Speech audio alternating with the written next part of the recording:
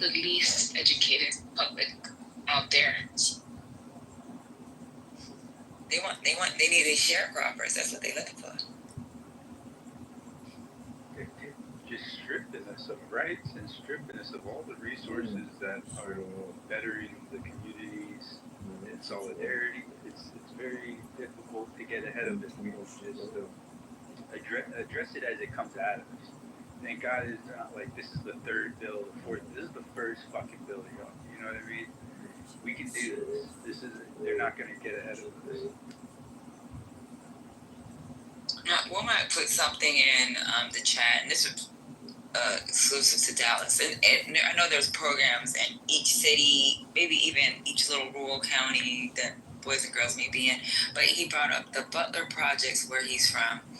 Most of these kids ate and got schoolwork done with supplies from the B&G Club.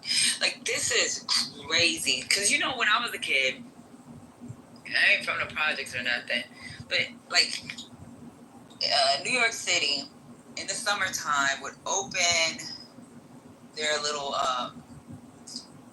cafeteria so that you can get your free lunch, right? And a lot of families really depended on that free lunch program. These little boys and girls having their snacks and their little food supplies for these kids. Like, that is a meal. That's one meal that's taken that those kids rely on. Like, we're punishing children because their parents aren't as fortunate as some others. And I hate when, and like I said earlier with me and Joe B, we'll have these arguments about the voucher programs. Great for the kids that's able to get into those to those schools that have the resources that's already fully funded.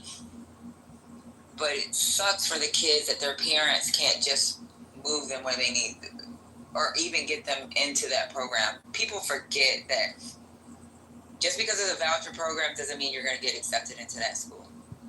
And I agree with that school district if you're going to take the best and brightest because you want those kids, but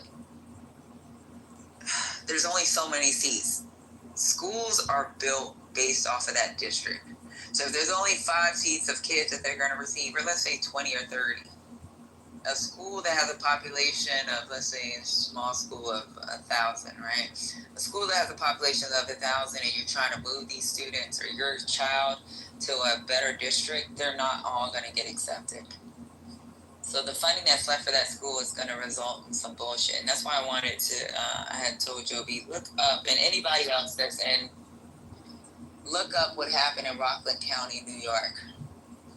How the funding from a school that had a 30% demographic of African American and Latino kids, how those Jewish kids moved their funding to another school.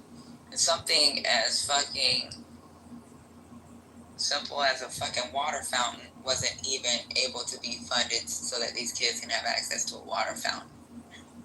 I mean, I don't drink out the water fountain, but you know, when I was a kid, every now and then you'll freaking like, I'm thirsty.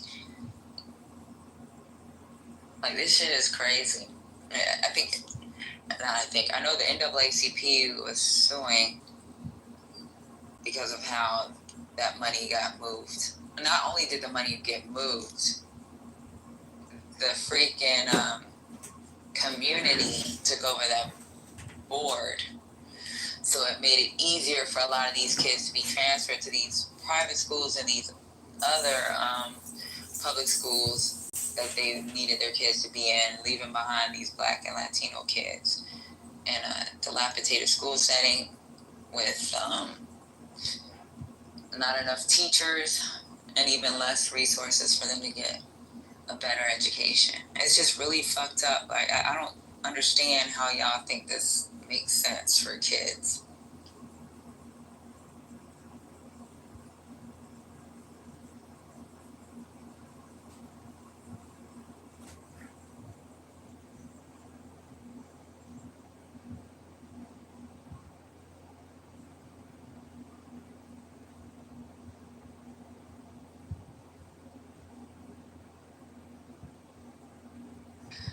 Any other comments?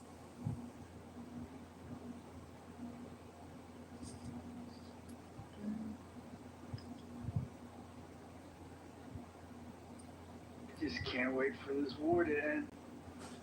I can't stand my feed right now. My algorithm. It's insane.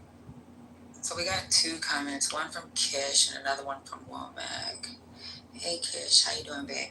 She said her mom worked at the YMCA in the early 80s. They were the lifeline of the community, from food, nature support, and family resources. You know what, I usually try to join the YMCA because they have great facilities for working out. They have sports programs that your kids can get involved with. And it's really, shit, it's pennies to the dollar if you try to do a cost comparison to your local gyms. So, like, 100% Kish. I love the YMCA. I love it. I love it, love it, love it. If you look at the YMCA in Hawaii, that shit is like a fucking resort. It's really, really nice.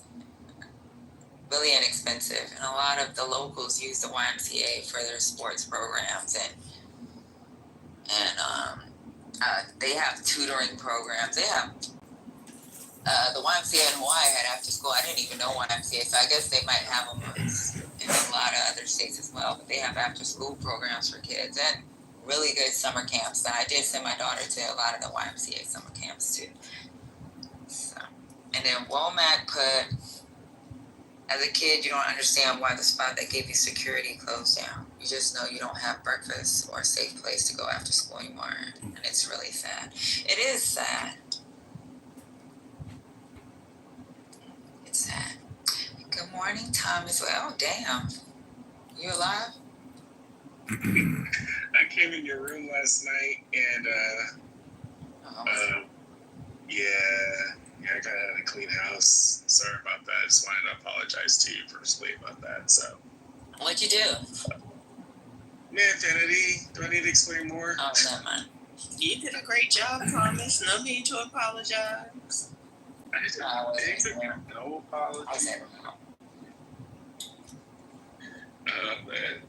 Do we have any thoughts